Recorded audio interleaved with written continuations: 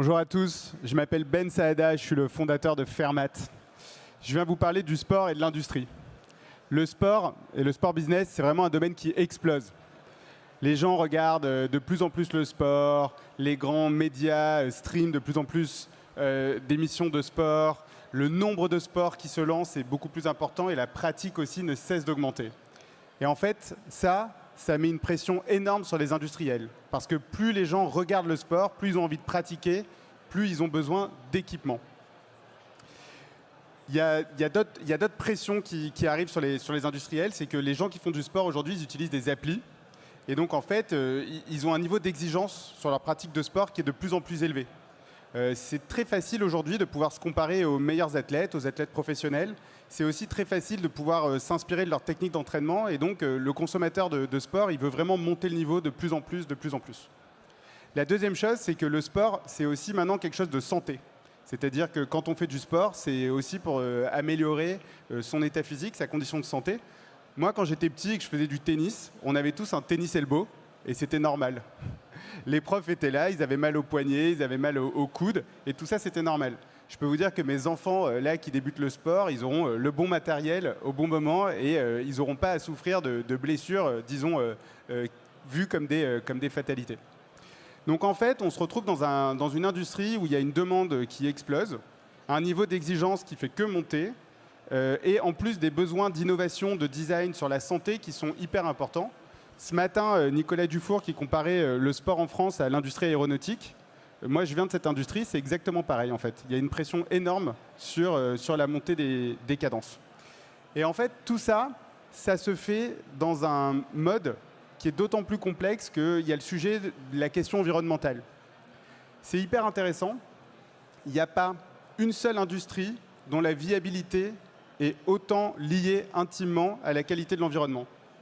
On ne peut pas faire de sport si l'environnement est dégradé. C'est impossible.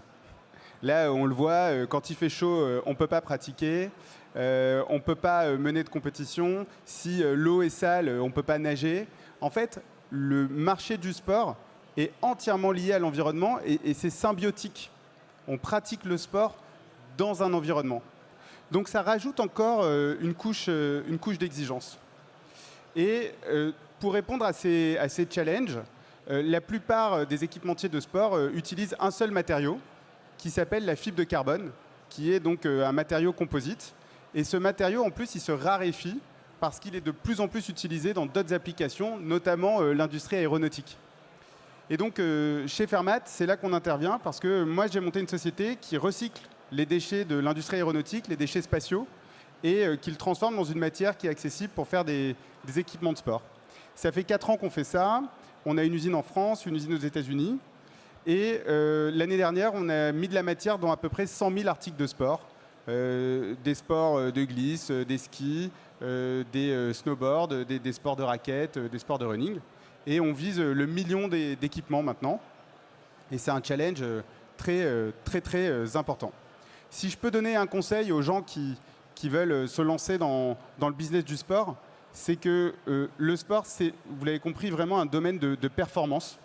100% des marques qui ont utilisé nos matériaux l'ont mis sur leurs équipements les plus haut de gamme, les plus performants, et c'est intimement lié en fait. Et si on regarde aujourd'hui, même les marques Access, en fait, leur but, c'est de donner accès à de la très haute performance à des prix plus faibles. C'est pas du tout de faire des produits dégradés qui vont pas coûter cher.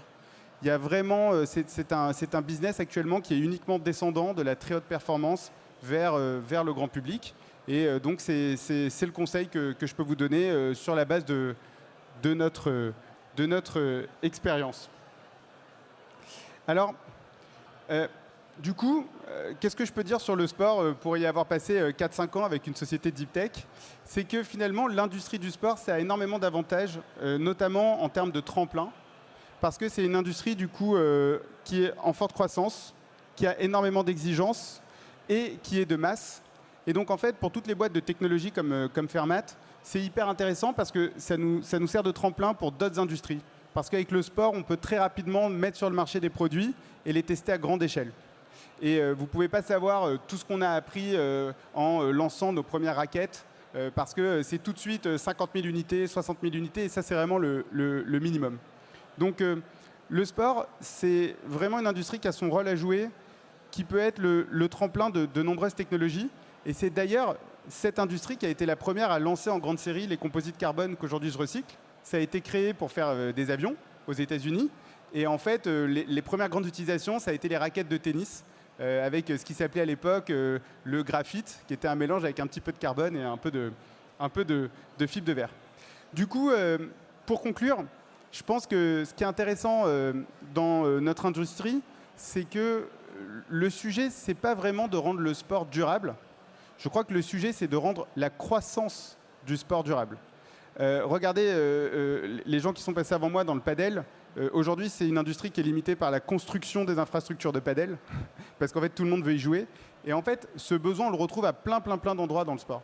Et donc, je pense qu'on peut jouer un rôle en innovant autour de la création de cette croissance. Et je pense que la seule façon d'y arriver, c'est de prendre des trajectoires qui sont plus écologiques. Parce qu'en fait, la limitation des ressources, la limitation des infrastructures, on peut les régler en faisant des choix qui sont finalement mieux pour la planète, mieux pour l'environnement. Et c'est ce qu'on essaye de faire tous les jours chez Fermat. Voilà. Merci beaucoup. Merci.